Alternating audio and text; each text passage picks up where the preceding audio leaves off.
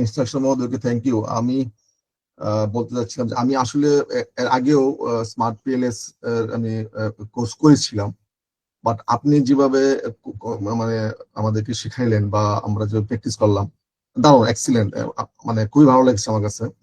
আর আমি 2-3 দিনের এরকম কোর্স করেছিলাম, কিন্তু এত ক্র্যাশ ছিল, তো ওইটা আসলে মাথার উপর দিয়ে গিয়েছিল, আমি বুঝতে পারিনি, অনেক কিছু বুঝতে পারিনি। বাট এখানে আমি আস্তে আস্তে আপনি যেভাবে স্টেপ বাই স্টেপ দিয়েছেন, মানে এটা এক্সিলেন্ট। আমি আমি চেষ্টা করেছি, এবং আমি বেসিক্যালি আমি স্মার্ট পিএলএস আমার কাছে মানে বেশি ভালো লাগছে, ইউজার ফ্রেন্ডলি আমি কাজ করেছি। আমি মাঝখানে ওই অনেকগুলো পেপার ডাউনলোড করেছি, এবং সেখানে কোশ্চেনিয়ার সহ তো ডাটাও অনেকে দিয়ে দেয়। আমি সেই ডাটা ডাউনলোড করেছি, আমি নিজে প্র্যাকটিস করেছি এবং ডাটা অ্যানালাইজ করেছি, রেজাল্ট মিলেছে। তো ভালো লাগছে যে আমি পারি আর কি, যে অনেক আমার, এবং এবং আহ, আমি হায়ার অর্ডার কনস্ট্রাক্ট সহ অনেকগুলো দেখেছি। ডেটা আমি কয়েকটাই ডেটা ডাউনলোড করে আমি রান দিয়েছি, বাট রেজাল্ট মানে কাছাকাছি, মানে একটু একটু তো হয় এরকম হয়তো সফটওয়্যারে বা ইয়ার, বাট মোরলেস সেম।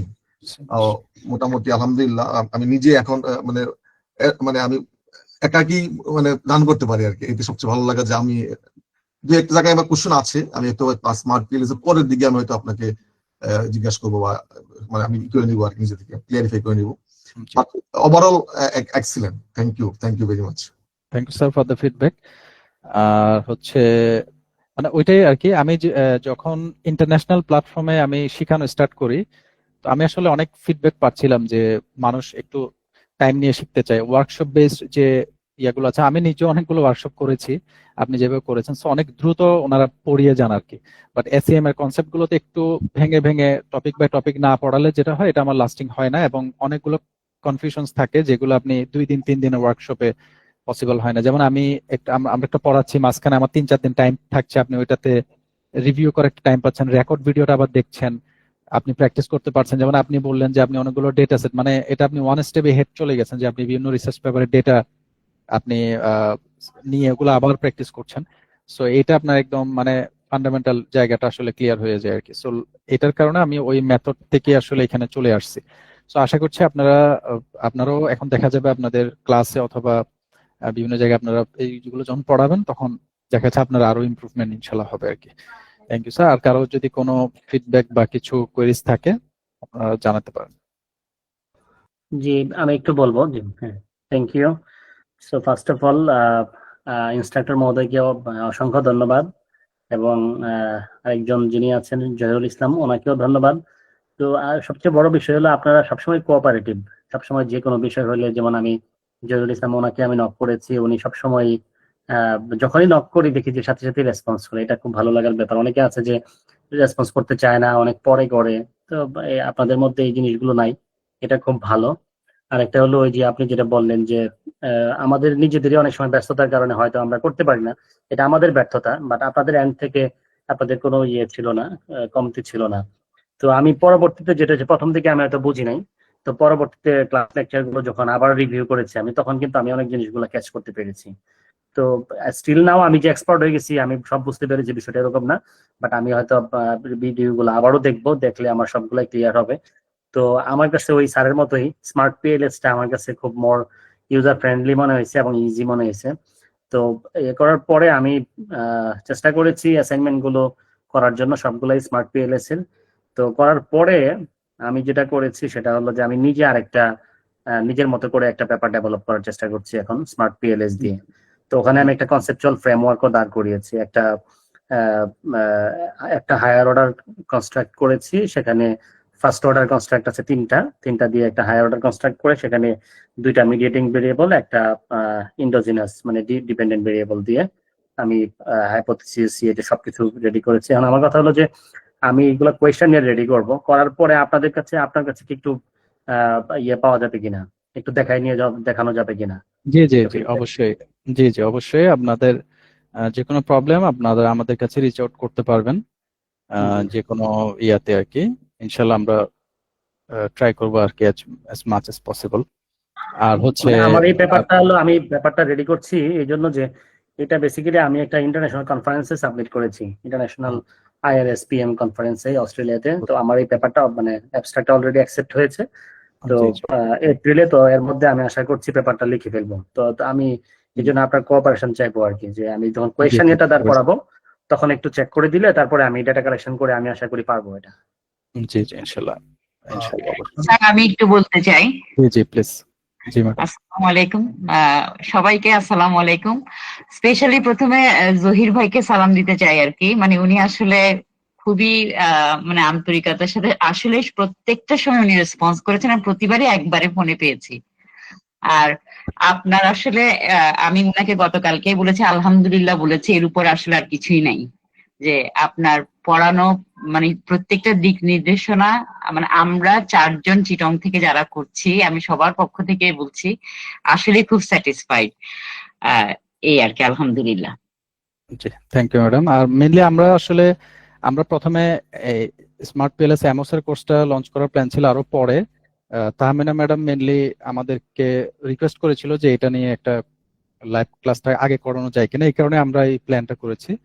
সো ওনারও এক্ষেত্রে ক্রেডিট আছে আমি বলতে হয় আর কি, বিকজ ম্যাডাম আসলে বলেছিলেন যে আমাদের এই কোর্সটা লাগবে, লাইভ কোর্সটা, এই কারণে আমরা দ্রুত আগে এটাই প্রথমে লঞ্চ করেছি, পরে এসপিএসএস টা আমরা স্টার্ট করেছি আর কি।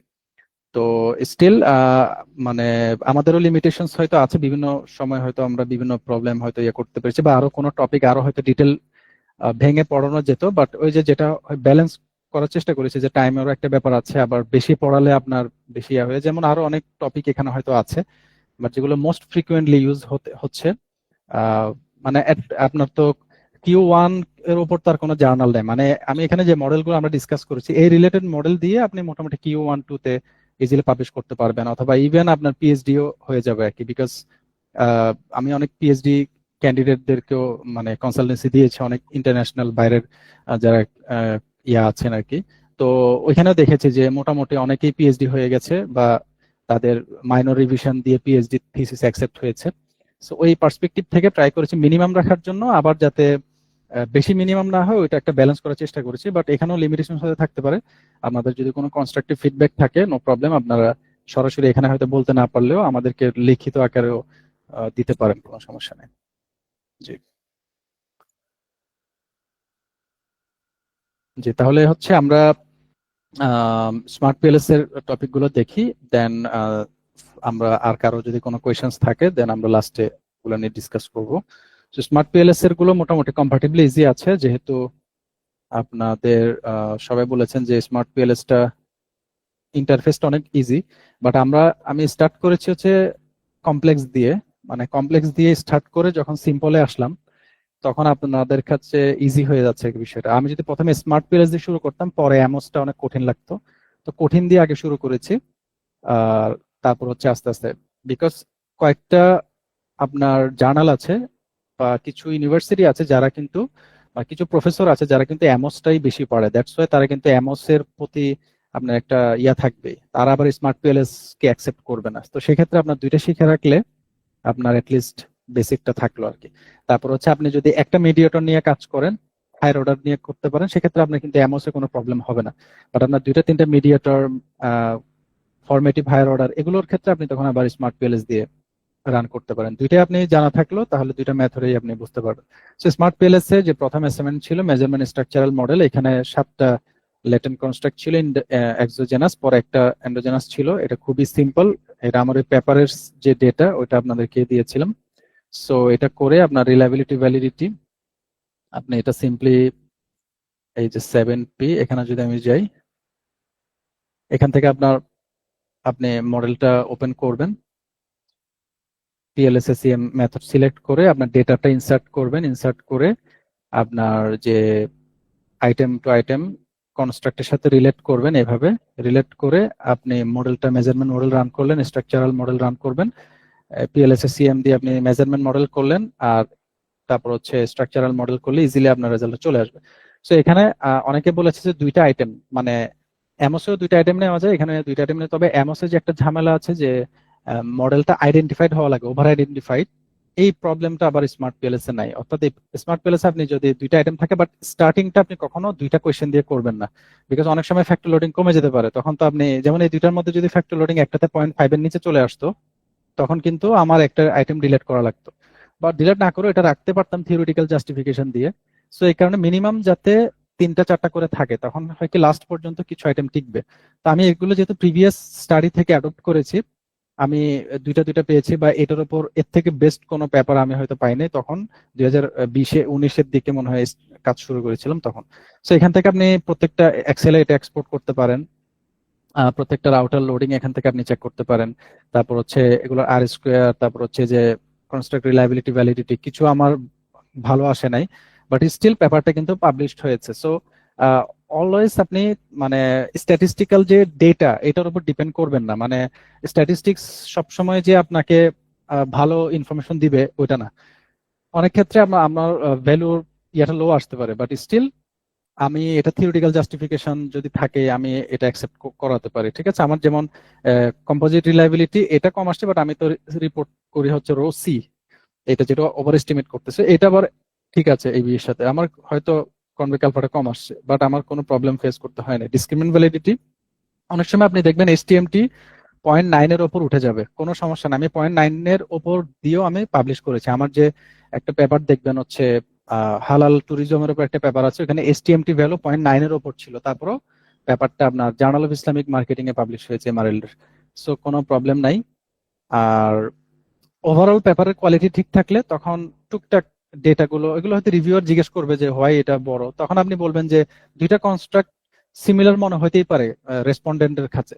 তো আপনি যদি এসটিএমটি বেটার না হয় আপনি ফর্নেল আর্কার বেটার হতে পারে, ফর্নেল আর্কার ভালো, এসটিএমটি একটু খারাপ, নো প্রবলেম, আপনি লজিক দিয়ে দিলেন। ঠিক আছে, এভাবে করে আপনি মডেলটা রান করে এখানে সুন্দর মতো করে এই যে রিপোর্ট আছে আপনি এখানে রিপোর্টটা প্রস্তুত করে ফেললেন, মেজারমেন্ট স্ট্রাকচারাল মডেলটা এভাবে আপনি করে ফেললেন। পরে আপনি ইফেক্ট সাইজ গুলো দিতে পারেন, আর স্কোয়ার, এফ স্কোয়ার, পরে কিউ স্কোয়ার কিভাবে করতে হয় এগুলো করে এটা শেষ।